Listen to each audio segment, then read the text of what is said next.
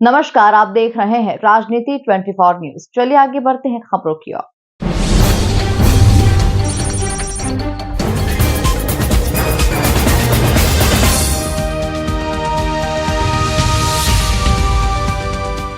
कोलारस निवासी जितेंद्र गुप्ता ने पुलिस अधीक्षक शिवपुरी को आवेदन सौंपकर आरोप लगाया है कि उसे झूठे केस में फंसाने और जान से मारने की धमकी दी जा रही है।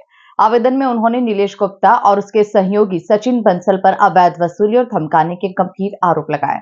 जितेंद्र गुप्ता के अनुसार नीलेश गुप्ता ने उसे कुछ लोगों के साथ एक फंड में निवेश का झांसा देकर शामिल कर लिया। इस दौरान उसने जितेंद्र से बैंक ऑफ इंडिया शाखा कोलारस का एक ब्लैंक चेक बतौर अमानत ले लिया।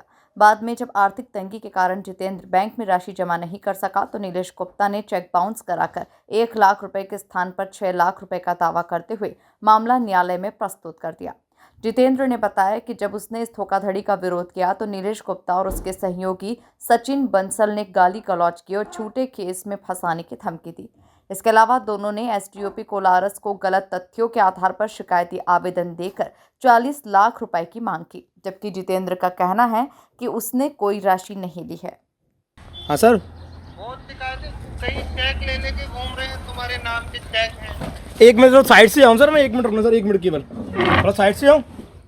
हाँ हाँ, अब बताइए आदरणीय, बताइए सर। हेलो जी सर। मैं बोल रहा हूँ तुम्हारे नाम के चेक ले लेके घूम रहे हैं लोग। अच्छा सर, जैसे कि सर जैसे कि वो वीरेंद्र जाटव लेके घूम रहा है, वीरू जाटव लेके घूम रहा है, एक वो कौन गुप्ता था मेडिकल वाला। हाँ सर, उसने तो दिया था सर, लेकिन एक्चुअली क्या सर उसका है ना, बिल्कुल जो आरोप था ना सर, बिल्कुल एक्चुअली क्या उसका जो आरोप था कि पैसे का, तो सर उसका मेरा है ना केस चल रहा है पहले से ऑलरेडी। तो उसने किया कि इसने मेरी खबर छापी है, तो सर मैंने उसके प्रति अपना काम ही था, आप भी समझ सकते हैं। वो ये बोल रहा है कि जी। बोले साहब मेरे को इसने लगभग कितने का है चेक उसके पास, 40-50 लाख का उधार है। बोले नहीं सर, उसने चेक कोई हॉस्पिटल वाला है, हॉस्पिटल का कोई कर्मचारी है, उससे तुम विज्ञापन के पैसे मांग रहे हो, वो उसने वीडियो बना रखा है। नहीं सर, पुराना वीडियो सर चल रहा है उसका, तो विज्ञापन का था ना ओनली, पैसे किसी को परेशान थी करते सर अपन किसी को। तो विज्ञापन का कोई पैसा नहीं होता है यार। जी मान रहा हूँ सर। मेरी इच्छा है विज्ञापन लगवाने की सर, तो जी तुम तो उसको टॉर्चर कर। नहीं सर, उसके बाद नहीं किया सर, बिल्कुल मैं एक ही बार कहता, उसके बाद मैं गया नहीं। आप पूछ सकते हैं, जिसका वीडियो है ना आप पूछ सकते हैं। आप मेरे पास क्या सर? वो भी आवेदन दे के गया है मेरे पास। कौन सर? वो जो हॉस्पिटल का जो कर्मचारी है। हॉस्पिटल कर्मचारी कौन सर? मैं बताऊंगा तुम्हें कौन, शर्मा है, जो वहाँ पे शायद कोई जन्म प्रमाण पत्र का देखता है, जिसका देखता है, उसने वीडियो बना रहा था, मैं तुम्हें भेजूंगा उसका वीडियो। अच्छा। हाँ सर, और ये वीरेंद्र जाटव कौन सर? ये समझा नहीं, ये कौन आया मेरे के चक्के बारे में आया? कितने का चेक, 50-1.5 लाख का तो चेक मेरे सामने रखा है तुम्हारा यार। किसको बांटे तुमने? बैंक ऑफ इंडिया का चेक है। बैंक ऑफ इंडिया 1.5 लाख किसका है सर?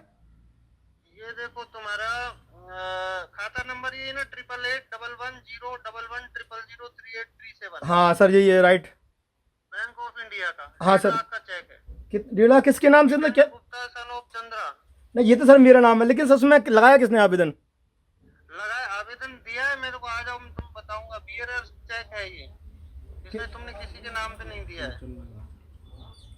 नहीं सर, वीरेंद्र क्या नाम से आया था सर? ये क्यों आया था सर? समझ नहीं, वीरेंद्र में नीरज गुप्ता वो बनिया वाला। तो हाँ, उसी को दिया सर। वो उसका चेक चल रहा है ना मेरा सर, उसमें मेरा था, उसका चेक चल रहा है उसका। तो तुम क्लियर करो उसको जल्दी, है ना? हाँ सर, चल रहा है सर उसका। मैं एक्चुअली क्या है सर, मैं आपको सही बताऊँ, मैं एक्चुअली क्या सर, मैंने उसका है ना क्या बोलते हैं उसका सर, एक या 1,20,000 का पेमेंट था सर, समझ ना आप। तो ये लोग क्या सर पत्ती चला देते, ठीक है, पत्ती चलाते हैं वे लोग मिलके दोनों। तो एक्चुअली क्या सर, दुकान करता था, बिजनेस करता सर मैं। तो मेरे सर पापा जी शांत हो गए थे, दिल्ली एम्स में मेरा ट्रीटमेंट चला, पिताजी का कैंसर हो गया था सर, उनको सबको पता है कोलार में। तो सर दुकान पर इतनी मानसिक स्थिति हुई सर, दुकान सुनना बंद हो गई मेरी, कसम सर घाटा लग गया, अकेला पड़ गया सर, मेरे आगे पीछे कोई नहीं था। तो सर मैंने इससे पत्ती चलाई थी। उसके पैसे खा लिए? नहीं सर, खाए का को लिए मैंने उसका 1 लाख कुछ उसको नकदी लिया था उसको, मैं ना पत्ती। 1 लाख? वो तो 30-40 लाख बता रहा है मेरे को, 1 लाख कहाँ से आ गए? नहीं सर, एक्चुअली क्या, मैं उसका ब्लैंक चेक दिया था ना गारंटी के तौर पर। तुम्हें लास्ट कह रहा हूँ, अब मेरे पास अब शिकायत नहीं आनी चाहिए, ऐसे क्लियर करो। सर आपका फोन आया तो मुझे तो ख्याल करना ही पड़ेगा। मेरे फोन का कोई मतलब नहीं है, मैं कोई उसका रिश्तेदार नहीं हूँ जो ख्याल रखूँ। नहीं, बहुत सही बात मानता हूँ सर मैं। सामान्य नागरिक है, शिकायत दे रहा है मेरे को। हाँ, समझ गया। ना तुम रिश्तेदार हो ना वो रिश्तेदार जी सर बिल्कुल शिकायत आएगी तो एक्शन लेना पड़ेगा फिर। सही बात मान रहा हूँ सर मैं। ठीक है, क्लियर करो सारा। तो सर इसी का चल रहा है मेरा लेन देन चेक का सर अभी। हाँ क्लियर करो, बिल्कुल क्लियर कर दो उसको। तो सर वो कोर्ट से होगा ना सर। हाँ ठीक है ठीक है। मैं उसका सर एक्चुअली क्या सर वो भी प्रूफ है सर, उसको मैं मेरी तारीख लगी 27 तारीख, तो सर मैं उसको मैं दर्शाऊंगा एक्चुअली क्या मैं उसको ब्लैंक चेक दिया था सर उसको मैंने। ठीक है। और सर एक मिनट सर पूरी बात सुनना, उसका जो साथी है ना सर, तो एक्चुअली क्या वो पत्ती चलाते हैं, तो मैंने उसके ट्रांसफर मेरे पास मैंने बैंक की स्टेटमेंट निकलवा ली है, तो उसके अकाउंट में करता था उसको हर महीने कुछ ना कुछ मैं ऐसे मतलब। तो उसको मैं 27 तारीख लगी कल, तो मैं सर दर्शाऊंगा मेरा जो है वकील है इमरान वकील साहब उनको क्या। मैं कॉलर से आया हूँ, मेरी समस्या ये है कि मेरा एक जने से लेन देन का मामला था 1 लाख का, जिसको मैंने ब्लैंक चेक दिया था, लेकिन उसने मुझसे बिना पूछे 6 लाख भर दिया। 6 लाख भरने के बाद उसने न्यायालय में पेश कर दिया, मेरा न्यायालय में केस चल रहा है। फिर उसके बाद उसने आवेदन दिया है एसडीओ साहब को कि ये मित्तल जी हैं, इन्होंने मुझसे 6 लाख रुपये दिए थे और मैं धमकी दे रहे हैं, जबकि मैंने किसी प्रकार धमकी नहीं गई मेरे द्वारा, ना उनको प्रताड़ित किया है, बल्कि उसने मुझे धमकी दी है कि आप मुझे 6 लाख की व्यवस्था करो, नहीं आपके नाम में झूठा केस करके और लोगों को तैयार करके फर्जी चेक लगवा के आपके नाम क्लेम करवाऊंगा। किसने कहा ये? जी कहा नीलेश गुप्ता, जो कि एक पत्ती चलाता है, मैं इसकी पत्ती में शामिल था, उससे पत्ती फंड चलाते शामिल हो गया था उसकी पत्ती में, तो उसको 1 लाख का लेन देन रह गया था, लेकिन इसने बिना पूछे 6 लाख का भर दिया और केस में लगा दिया। उसके बाद एसडीओ साहब हैं विजय यादव जी, उनका मुझे फ़ोन आता है कि मित्तल जी आपका केस चल रहा है। मैं यहाँ सर मेरा केस चल रहा है, न्यायालय में चल रहा है, कई नीलेश गुप्ता हैं वो 40 लाख बोल रहे हैं, लेकिन सर में ऐसा नहीं है, वो गलत बोल रहे हैं।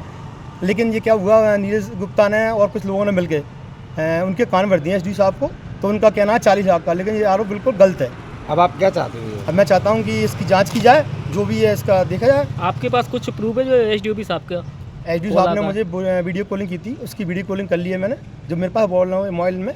क्या कह रहे थे वीडियो कॉलिंग पे आप? वीडियो कॉलिंग में सर का कहना था कि 40 लाख हैं, आप नीलेश गुप्ता के जल्द से जल्द देने की काम करें। फिर आप क्या करोगे? फिर मैं आगे आईजी साहब के पास जाऊँगा। मेरी 3 बच्ची हैं, 3 बच्ची मेरी परेशान है कि परसों नरसों मेरी बच्ची का पेपर था, उस टाइम एसडीओ साहब का फ़ोन आया था ना, जब मेरी बच्ची पेपर था, तो उसी ने व्हाट्सएप कॉलिंग रिकॉर्ड की थी, जिससे बच्ची मेरी टेंशन में हो गई, उसका पेपर ख़राब हो गया, वो रोने लगी, जिसके कारण मेरी छवि धूल हुई है पूरी।